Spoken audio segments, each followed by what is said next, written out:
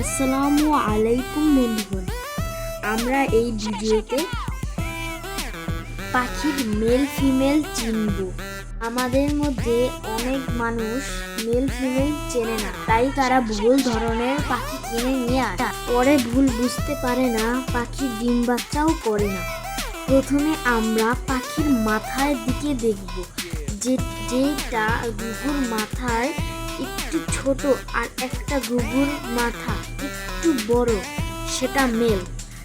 তারপর আমরা দেখব যে ঘর ডাক, যেটা প্রায় সময় আশা করি সবাই বুঝতে পেরেছেন।